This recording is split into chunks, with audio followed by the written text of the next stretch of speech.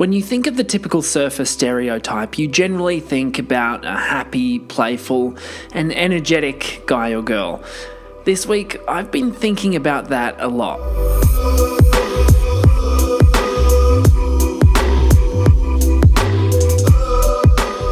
Why is it that we associate surfing with happiness so much? There's definitely something going on, it's almost impossible to ignore, that causes you, me, we, us to be illogically happy when doing it.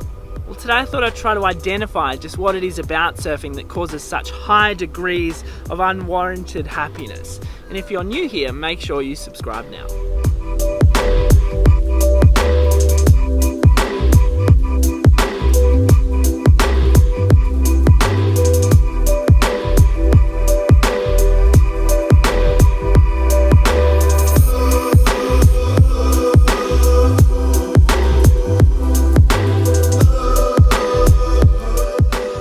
I surf for hours per day. It literally takes up so much of my time, and it's crazy really when you think about it. But how do you explain such an unrelenting commitment to one activity? Kelly Slater famously said, "Surfing is my religion, if I have one." I think this poignant comment sets us up for a deeper understanding of why surfers are so happy. I think if you ask a lot of different surfers that agree with Kelly that surfing becomes totally consuming to the point where it provides a guiding hand throughout life, just like a religion. But is it this somewhat omnipotent power that surfing carries over someone's life that makes them happy? I'm not too sure, because as you'll all know, and as we've spoken about in previous videos, being obsessed with surfing can be a heavy weight to carry.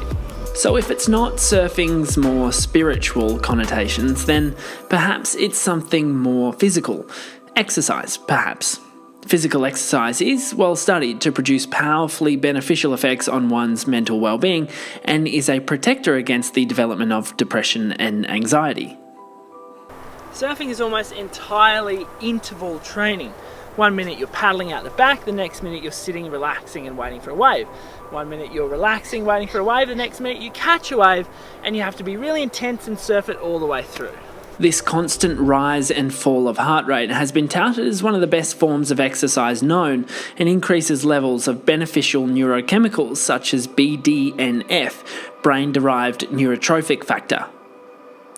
BDNF is considered as a kind of fertilizer for your brain, and low levels of it have been associated with conditions such as depression, anxiety, memory loss, and neurodegenerative diseases like Alzheimer's and dementia. BDNF, it is believed, encourages the brain to maintain its plasticity, that is, the ability to form new neural pathways which help us grow, learn, and adapt. But I know what you're thinking. If it's just exercise, then people in all sports would be as happy as surfers, but I actually think it's something else. Flow state. Flow state has become a hot topic in the neuroscience space over the last 10 years, with a sharp rise in interest in flow due mainly to its implications in business and defense. Flow is now also being studied because of its ability to produce feelings of ecstasy.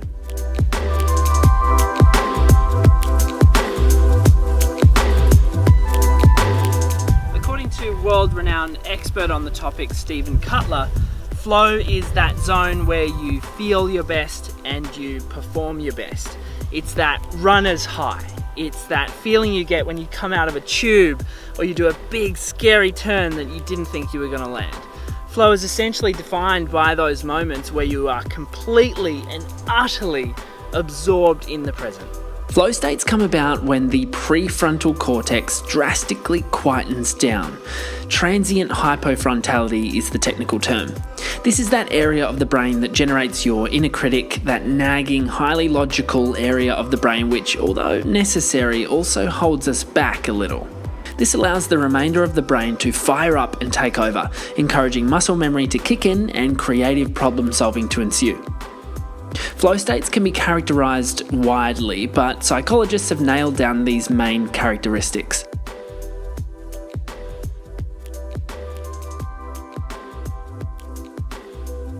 Number 1, you aren't thinking about yourself.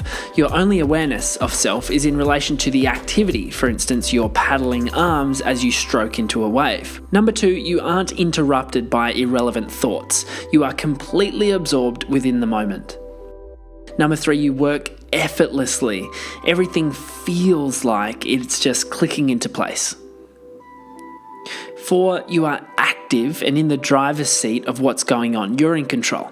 And finally, number 5, you lose awareness of time. Sometimes time passes really fast during flow, or sometimes it passes really slow.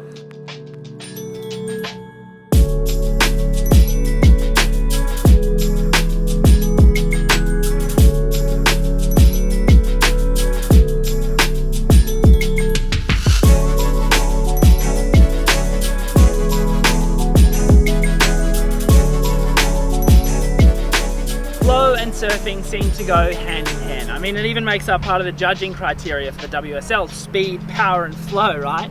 But if it only lasts while you're out surfing, how is it that the sport makes us so happy afterwards and outside the water as well? Research from Harvard found that when people access flow, they're more productive, creative, and happier. And these benefits can actually last up to 3 days after it is experienced. I think this is probably why for days after an epic session you still feel that warm glow, those warm positive emotional changes stick around.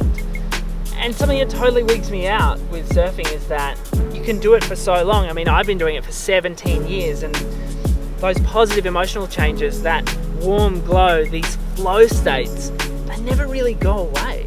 This could be because flow states come about as a result of skills being challenged. According to Harvard Med, flow experiences occur when there is a balance between the challenge of an activity and the skill you have in performing it. When your skill is high but the challenge is low, boredom is likely the result. Set the challenge too high, though, by undertaking something that is way beyond your skill, and you're probably out of flow again and into something like anxiety. I think that's why we're so lucky in this sport. There is really no ceiling as to where the progression can stop. And I guess extreme sports tend to share that characteristic, actually. The endless pursuit of the next stage of performance is that very word. It's endless.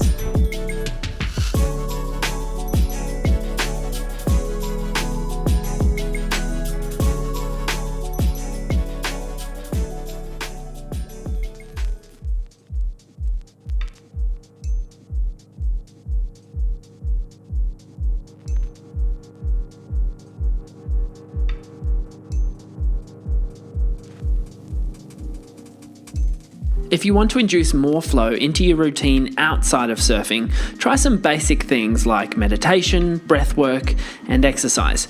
You can also participate in artful activities like writing or painting.